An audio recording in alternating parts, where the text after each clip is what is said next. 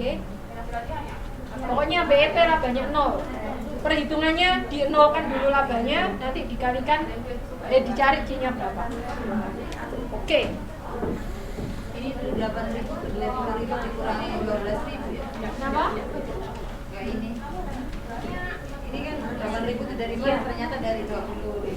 Betul. Kan itu dikalikan biasa terus dikurangi. Oke. Lalu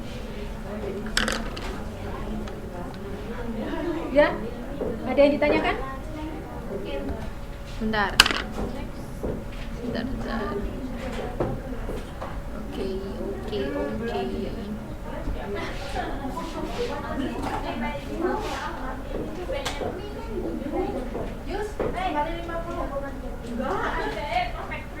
Oke, sekarang margin kontribusi.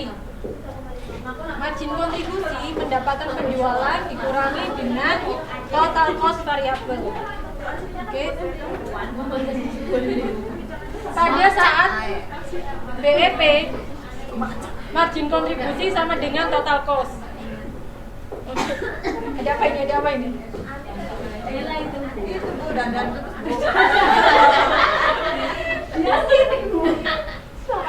Takut tersaingi. Saya ulangi. Sekarang kita membicarakan margin kontribusi. Apa itu margin kontribusi? Pendapatan penjualan dikurangi dengan total cost variable. Kalau teman-teman lihat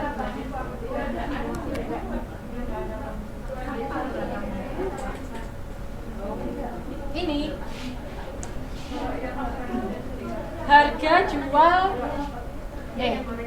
pendapatan cost variable, cost tetap. Margin kontribusi itu ini sampai sini dinamakan margin kontribusi. Jadi laba operasi itu margin kontribusi dikurangi cost tetap. Oke?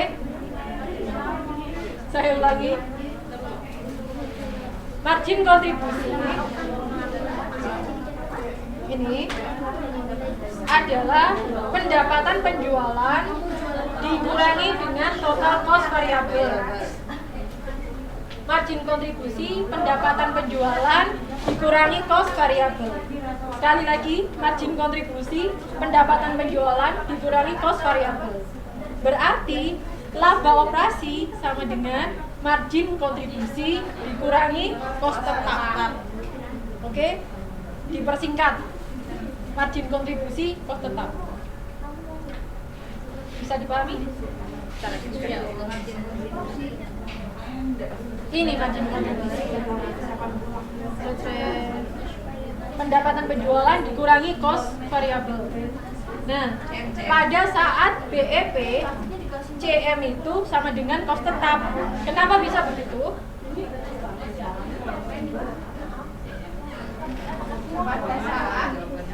Pada saat BEP, CM sama dengan cost tetap. Kenapa?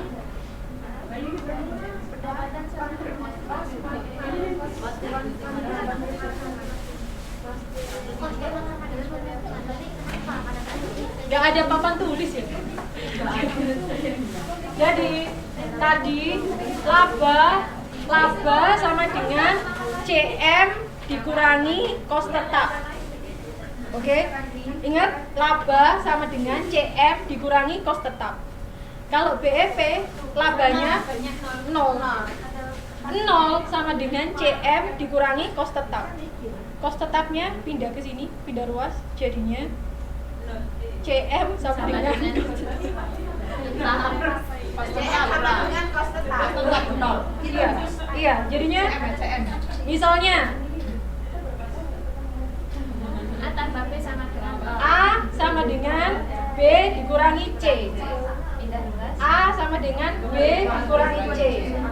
Kalau A-nya 0, 0 sama dengan B dikurangi C. Berarti C-nya pindah ruas. Berarti C sama dengan B. Sama kayak ini. Oleh karena itu, di sini kita main-mainan seperti itu aja.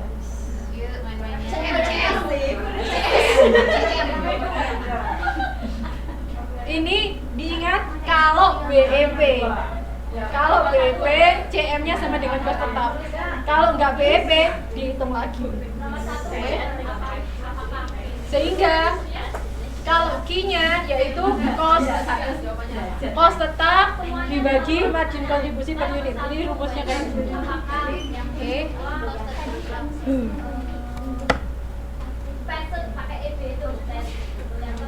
Penjualan dalam unit yang diperlukan untuk mencapai target.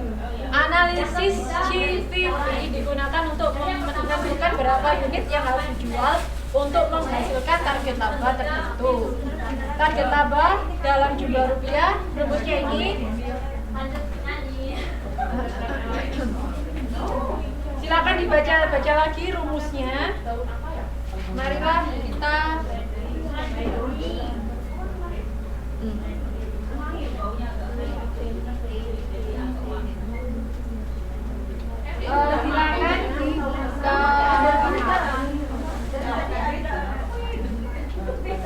di halaman 4.6. Contoh ilustrasi soalnya ada di halaman 4.6. Di situ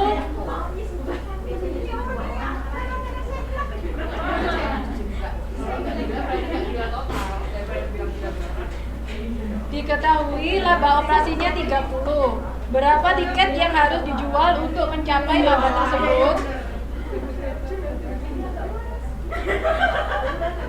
Oke. Kalau tadi BEP labanya kan 0. Sekarang masuk kalau kita kerja labanya 0, masuk kita produksi labanya 0. Siapa yang mau? Jadinya ada si perusahaan ini menargetkan kita harus dapat laba 30 juta contohnya. Oke. Kita targetkan kita harus dapat laba 30 juta. Iya. Jadi ini target laba. Bukan laba yang dicapai, tapi cuma laba yang ingin dicapai. Masih suatu keinginan. Angan-angan. Berencanakan, betul. Saya mau mendapat laba 30 juta nih. Terus apa yang harus aku lakukan? Berapa yang harus aku produksi? Berapa yang harus kita produksi? Nah, oleh karena itu ada target labanya, kita cari Q-nya. Kita tetap cari Q, tapi labanya nggak 0. Labanya sekarang ada angkanya, yaitu 30 juta. Seret. Dilihat lagi di sini.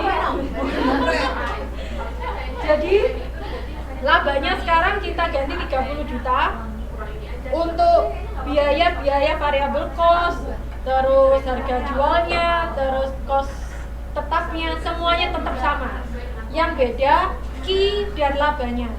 Q-nya dicari, labanya diganti 30. Pada akhirnya Q-nya ditemukan adalah 10.000 unit. Oke. Jadi kalau saya mau dapat laba 30.000, saya harus memproduksi 10.000 unit. Oke. Ya sudah. Ada yang ditanyakan? Seperti itu. Lanjut.